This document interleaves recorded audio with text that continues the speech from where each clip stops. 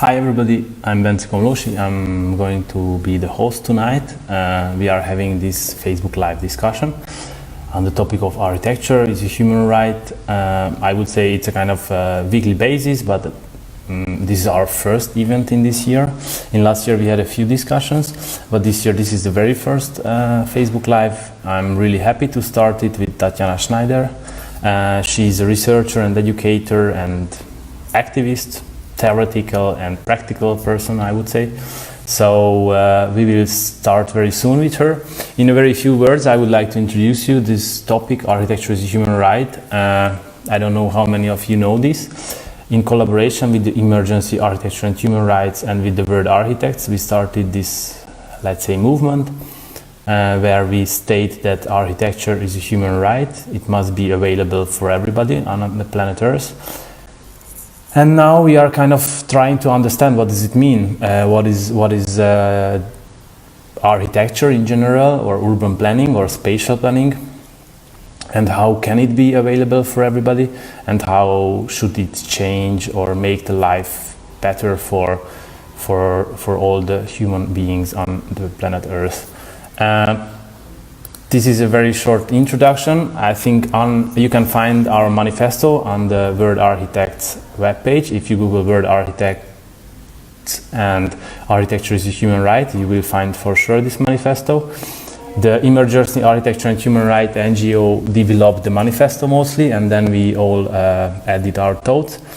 And now it's available, and it's a kind of seed, so we really try to involve all of you to add your comments, to add your notes, to send your materials or thoughts, ideas, and also this weekly discussion is really about this to develop this manifesto further. So I think for 2019 we have this goal to collect a lot of more ideas and discussions and projects on this topic. So at the end of this year we can update this manifesto, and also during the year we will have a lot of programs, offline and online, so don't hesitate to join us every time you can. And also for the next week we already have our guest, Narda Bounders. She's going to be our next week's guest. She's also a really interesting person. I don't know how many of you know her.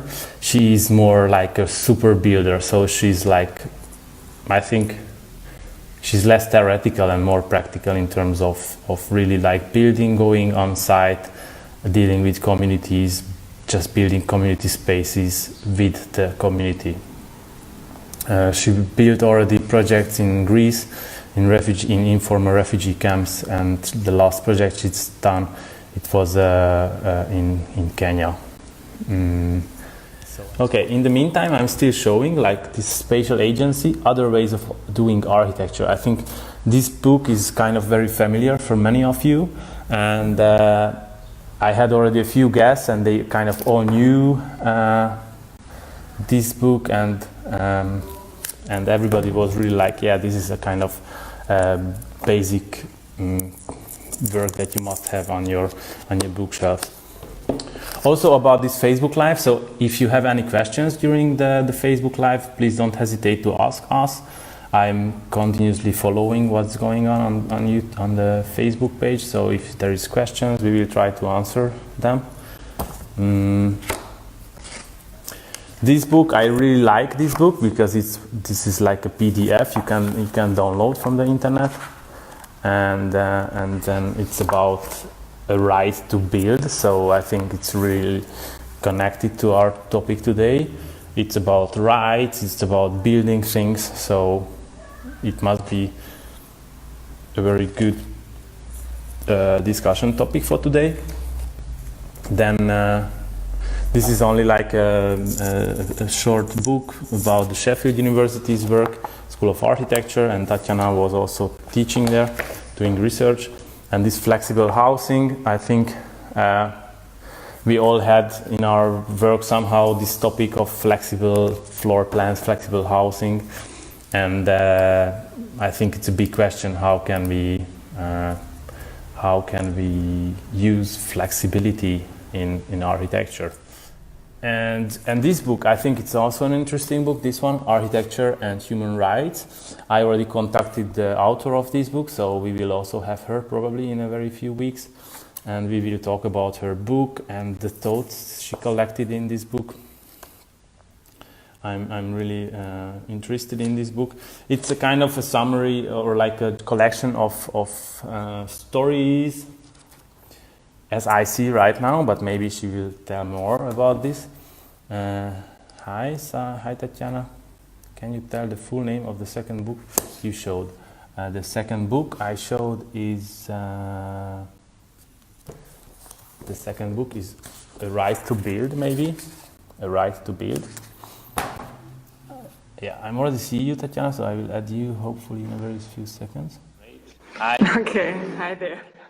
Finally. Perfect. Yes, great. We did it. Yeah, it's technology, but I think it's fine. That's part of the life. So welcome in this discussion, and thanks that you said yes. And I already showed a few books where you wrote. So I don't know. Like I in the last guests I spoke, everybody knew these books and everybody knew your work. So I think I hope your work is not new for anyone. But if yes, okay. I think it's also we are also trying to show interesting people's work for new people. So it's not only for architects, but really for the whole society. So I think. Okay. Yeah. So yeah, as I already sent you some questions about architecture is a human right. How is it connected to your work? Or if you see any connection, I guess you see quite a lot. But what I'm really interested in, or in these discussions, what we are really interested in this kind of the practical part. So how do you translate these very theoretical topics into your work? Shall I start? Yes, you can. Okay, good. How do I translate these very theoretical things into my work? I like to start with contemporary notions, contemporary questions in my teaching. So at the moment I'm teaching history and theory of architecture in the city. And what I do is I start with contemporary questions, whether that is the housing question, questions around land, who owns what, who's making decisions, why are people who are making those decisions. I'm trying to start with those very big questions that are relevant for all of us and relevant also in the right and now, and then I dig deeper and try to understand where these questions are coming from, how they evolved, how they are anchored in theories and other writings, but then also always try to relate how they are addressed in work by not only architects but by people who work with and on space. Mm-hmm. Mm-hmm. I think I checked the new website of your new home institute. You are a new head of the theory in Brunswick, if I'm right.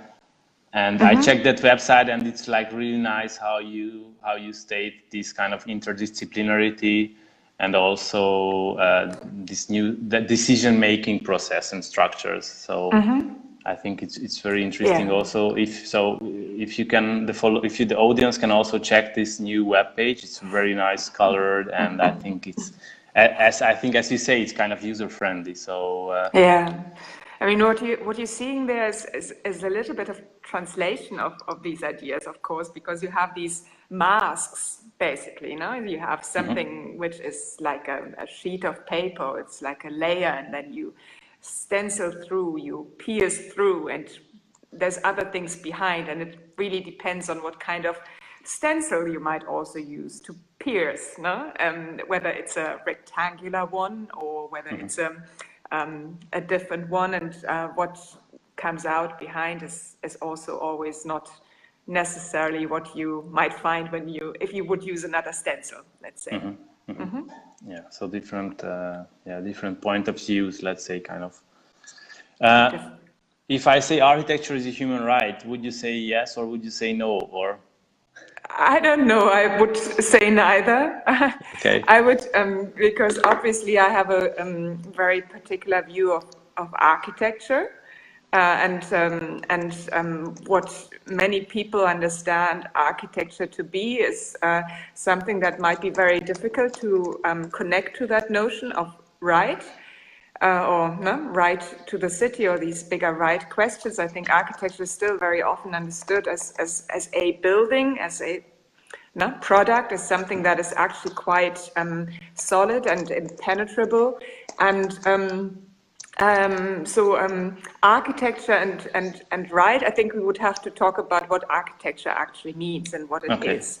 No? Yeah. And I think you're very you have a very differentiated perspective on that, also on your manifesto, what it might entail or what those rights entail, but I don't necessarily see that architecture as it still is understood. No, architecture as museum, architecture as what is it actually? Architecture, is it the design of a nice school, the design of a really lovely museum, the design of a sports center? That is architecture, and what would the right then be? Yeah. No? The right to what? To a well-designed space, or is it much deeper than that? And I think what you're alluding to is much deeper than that. And architecture, as we talk about it still today, doesn't necessarily entail all those complexities.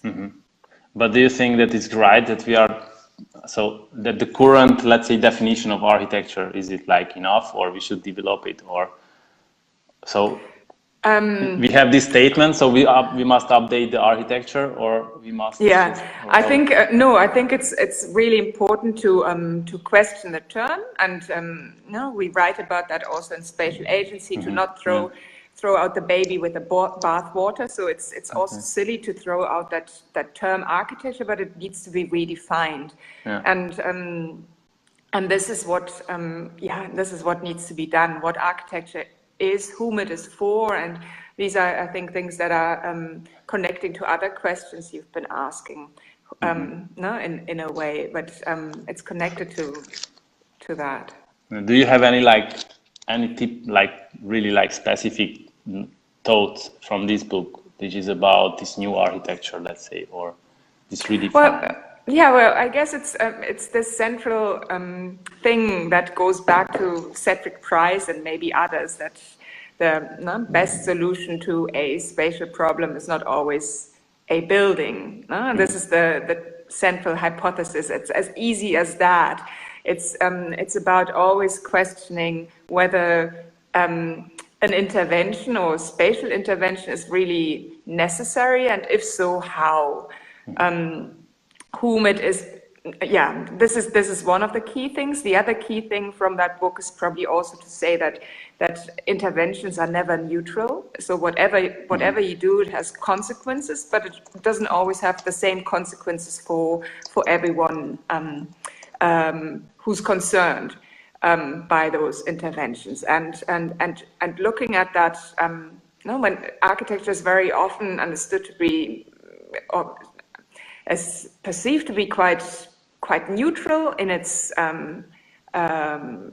placement, but it never is, and that's another central tenet, I think, from the Spatial Agency book. And the third one might be that it's very important to look at the processes, and to understand processes and the things that go into the production of space as an inherent part of the production of architecture. So understanding whom is commissioning, whom for, who has power, who has the agency, who's included, who's excluded.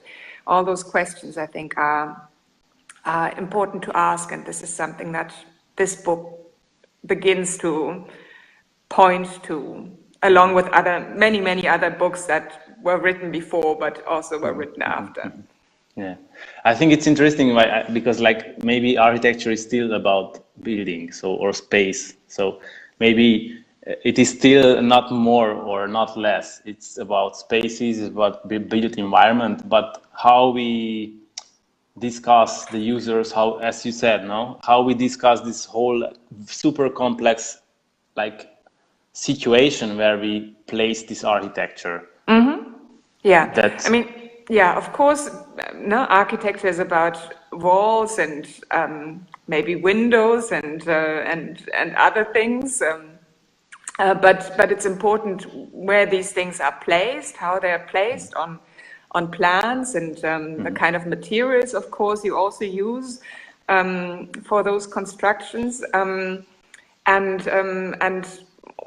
by making certain choices, you exclude, include the things I've been saying before. You make choices, and it's never just architecture. It's never just a wall. It's never just a window.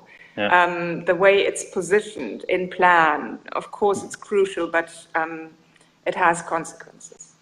So, if you talk about including or excluding, I would ask maybe this: how do you see equality or equity or in architecture? Like, yeah. Yeah.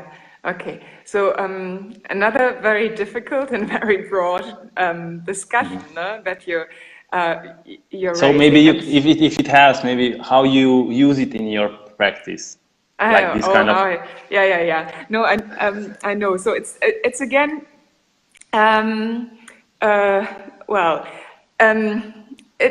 I think it's again those broader questions. No, it's about looking at your constituency, finding out who. I don't think there's an easy answer to that. No, I think there is something about rights, but you always have to also see the point from which you're starting. No? So who's in the room? Who sits around the table? And why are they sitting around the table? And again, the interesting question is then also who's not sitting at the table. And understanding why those things are as they are, and beginning to see how others who might feel excluded, who might actually be excluded, how they could participate, or how you could then also plan for those who are not there. Do you think it's possible? Because I think we already had also this discussion about, and I just read about this. Who is not sitting exactly who is not sitting at the table is actually not there and is not able to be in the decision-making process. So, do you think that it's still possible to start making decisions without some stakeholders? Yeah, no, I truly think it's possible, and I think it's also important to think about ways in which architecture can also those who are not sitting around the table, because and this is the big issue with participation, and you've been that's been discussed a lot also in the literature. It's obviously there's also it's also quite limited when you only work with those who are directly there. Architecture is there for so long, you somewhat have to plan for futures that you might not be able to anticipate at the moment. So what I would say is that you would always have to have at least those other futures, so those futures in mind, of futures of those people who might not be sitting here right now, and by including those who are not there, I think you also consider wider possibilities. So I think it's both important but also necessary, especially when we think about that not everyone will have the opportunity, the capability, the capacity to participate in processes around building, and so in some ways, architecture as a right, I think, has to be implemented on almost a level above the direct participatory involvement. Okay. I think there are two discussions I would like to go now on. This one is maybe this flexible housing is something like about future users, so they can define their own directions, how they want to use the space. And the other one is like the including or excluding women in architecture, for example. I read, I don't know, one of them. If you pick one of them, you can. Okay. So the flexibility issue is an interesting one, because I think the things that are truly flexible are obviously systems that can evolve over a very long period of time. So things that that give the possibility of realizing your wishes, realizing your concerns right now when you move in, but also give the possibility for future users to change things again when they might move in. So I think it's a conversation between this relatively rigid system that at the same time allows openness over time. So there's two things going on in parallel. The things, being able to fix things whenever you need them, but also being able to change them again easily and quickly should something change, should circumstances change. So this is, I think, the key idea behind this notion of flexibility that Jeremy and I point out in that book. And if at the end you would say as a kind of finding or like final conclusion that it's possible to do flexible housing? Yeah, I think it's possible. Yeah, of course. No, and but it's never just the design, I think, that is flexible in the most successful examples. I think there's again a need to think also about the systems. So you cannot do that kind of flexibility in a small project, because you need a bigger mass of apartments, a bigger number of apartments, I think, to realize that kind of flexibility. So you live in Switzerland, right? In Zurich, and the cooperatives that you have in that city. They actually throw you out of your apartment when your circumstances change, but they also find a place within a same neighborhood that is then appropriate for your needs. So I think being adaptable in those kind of ways is something that is necessary on top of a flexibility that is part of a design, a building, architecture. Mm-hmm. Mm-hmm. The other one was about the women in architecture. I think that I already had Rania Kavazma as a guest a few weeks ago, and she talked quite a lot about this topic, which I liked a lot. So I found this kind of equality, or kind of taking part in the decision-making process. So let's say 100 years ago, 50 years ago, the women have very little rights to participate in such discussions or work, and now it's kind of changing very slowly. But like the role of women, or the situation of women, and I found 2 articles by you on the architecture review, and I think. Yeah, if you somehow could talk about this. I think you're referring to one article where I complained about also Jeremy being, or someone being mentioned more than others, and assuming certain roles. Yeah. That's also. Yeah. But also the other one, the woman in architecture academy. So yeah, I think this kind of discussion of exactly like representing, like. I think it was interesting we were also talking with Rania about refugee situation and like really like excluded communities from architectural discussions. But then we really step back and we realize that even like women, so like 50% of the society is not really represented in these discussions. So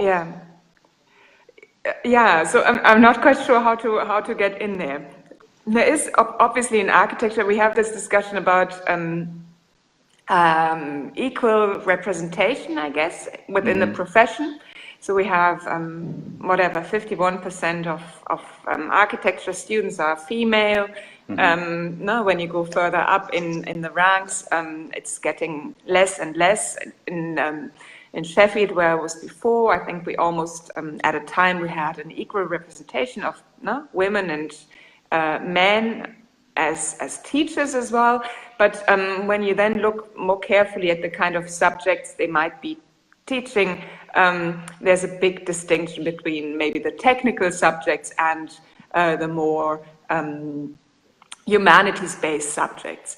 And here where I'm at now, out of 16 professors, 5 are female, and the representation amongst assistant professors, I think, is even less good. But I would still make a distinction between just female representation and feminist practices. So for me, I think it's much more important to talk about values in planning and how those values can be expressed, than to be a stickler maybe for this kind of equal representation, which I would support, of course, but I think it's much more important to talk about values alongside issues of representation. How do you mean values? Values are then again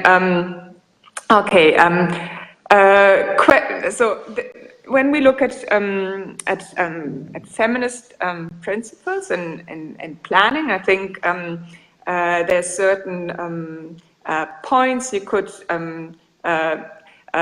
point toward that are aiding a different kind of production of space. So if you're looking towards situated knowledge, for example, one of the core principles of, I guess, feminist praxis, understanding that knowledge is localized, so that knowledge is actually can only be understood fully, that place and knowledge go hand in hand. That these two things cannot be separated, that you cannot just, let's say, put it in architectural terms, that you cannot just design a building in a white box, but you can also not just produce knowledge in another white box. Feminist knowledge for me is something that overlaps, overlays, brings together place and knowledge, and it's being discussed in one go, not in separate containers. And this is I think a starting point for very different conception of how buildings can be produced, because it relates directly to the place where you are doing something. Okay, yeah, I think it's a kind of a quite like. It's an interesting kind of statement, even if like now you say you cannot build like a white box somewhere and just do it there, but actually you can, and it's still happening. Can you? Yeah, it's still happening exactly. around the world, so you can, of course, and no? Yeah, so of course.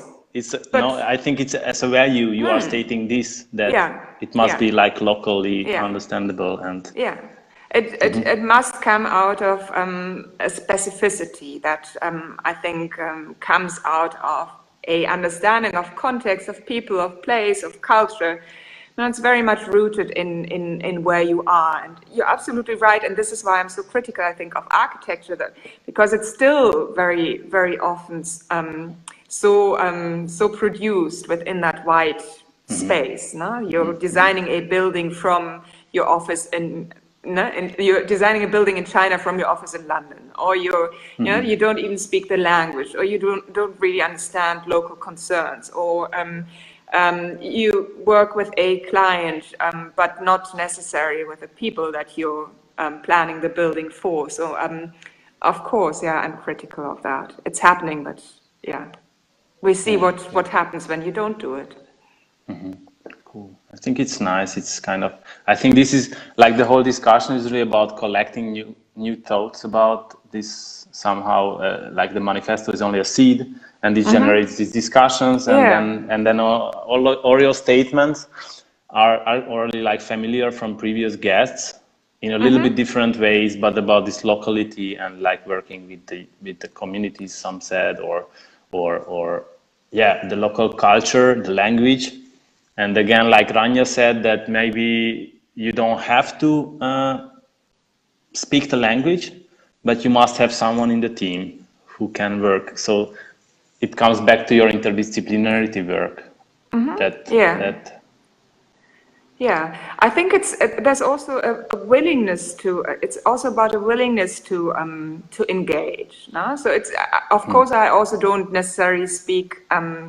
When you go to China, so I don't speak Chinese, but there's a I think it's about a certain willingness to engage with certain cultures and the other. No? Yeah. Okay, maybe we can go a little bit back, or do you have anything that is like, it's really in your mind that you want to talk about that? No, I think it's a really interesting concept, this the thing, architecture is a human right, no? Because it raises so many questions of architecture and what it could be, what it should be, what we might wish for it to be. And I really like this collection of very diverse things that are then being specified more and more. But it's a process, so it's still. I think maybe we can go a little bit back to your web page, new site, new institute, where you talk about this polito-economical framework and this kind of interdisciplinarity and complexity. Of these issues. So if you would take architecture as a human right, it's a super complex something. How would you start investigating? Like really, with what kind of tools would you take first? So it's more like for users, for like the audience. What would you like suggest? I find it difficult to just to do something like that. So hypothetically, but as I said before, I tend to start with a concern. Yeah. So in the last semester we looked at housing, no?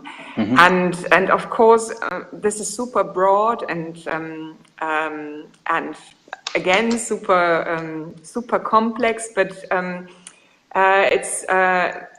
For me, it's trying to understand what housing is from a theoretical and historical perspective, how housing is being built and by whom, what the different models are of housing production, because this is also something very often not too well known, the kind of very different models that can be applied also, especially when we talk about non-speculative housing in many ways. So to look at those examples and understand how they operate. So and then so I don't do design projects as such. Yeah. So it's by understanding then these models, and we do that through site visits and interviews, and we read and we talk and we dissect and we draw different kinds of maps of these relationships. It's unraveling and understanding the finances, for example, how who has a stake in, let's say, if a building is being built, why is ground being sold, and do we have other examples where ground, for example, is not being sold and used in different manners. So I think for me, it's just a relentless sea of questions that are being asked of certain issues. So never taking things at face value, but trying to dig deeper and deeper and deeper, and by understanding the mechanisms of a particular production of space in terms of a housing project, let's say, also being able to understand where things go maybe pear-shaped, or where things where there's real potential for a different kind of innovation, if that makes sense. Yeah. I mean, this is great because I think housing or settlement, or no, it's not settlement, but like shelter is a kind of human right.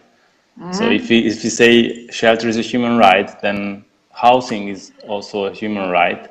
Yeah. In a way, and in this term, architecture is a human right. If we look at it from this, I think it's interesting. We can like For me, it's kind of similar to education. So education, access to education is a kind of human right. So if we talk about like the education, we probably need a kind of space where this exchange takes place. Yeah. So if it's online or offline, it's a question, but I think yeah, it doesn't have to be. It can be both, I guess. yeah. So I think it's good also that you mentioned housing. So Yeah. because then it's, let's say, it comes back to architecture as a human right in a little bit in a way. So Yeah, and of course, you also talk about security, and one of the questions that you had yeah. there was how do you see security in architecture? And of course, we can talk about this in connection to those rights. So when we talk about security, it's about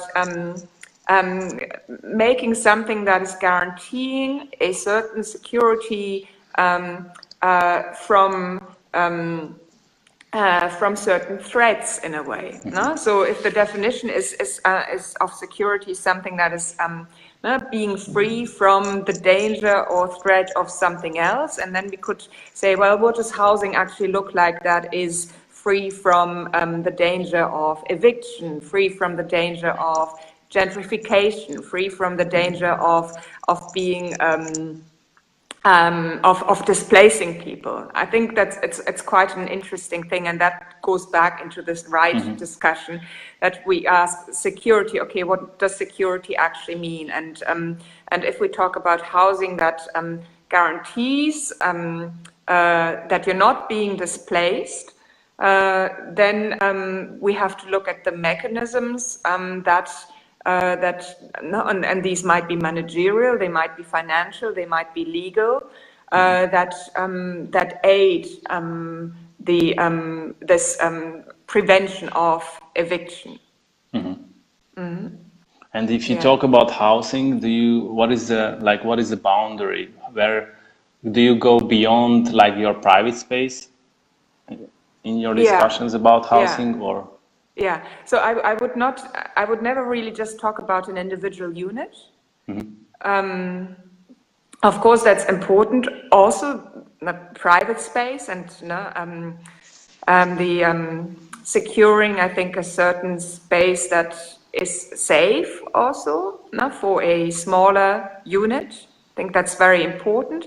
But these bigger principles, I think, have to be thought in also bigger systems, because if, let's say, you have a housing project of 50 units and just looking at one unit and how that unit might be protected or might be secure against threats, I think it goes into a very sort of petty little dialogue or thing on protecting myself, and not necessarily thinking in a community or larger unit. So there is a very important level of a larger critical mass, a critical mass that is linked into those concerns, because that critical mass then also acts as a shield, as a protective shield if an individual might be attacked.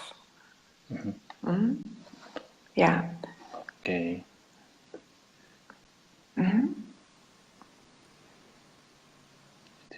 Okay, maybe there's very last one, and we are running out of time, but this one about the role of architects, or the duty, let's say even like the duty of architects in this direction of architecture as a human right.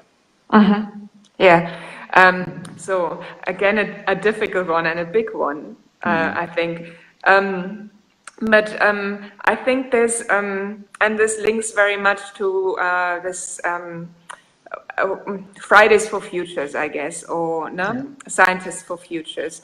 I think there's a responsibility to not make things worse, but make things better. Not just for us, but for many generations to come. And in that light, if we see architecture in that light of climate change, of things to come, we really have to look at how we design, how we make spaces, how we work with people that are not just mitigating with technological means the kind of worst case scenario, but are actively seeking ways, other ways of doing.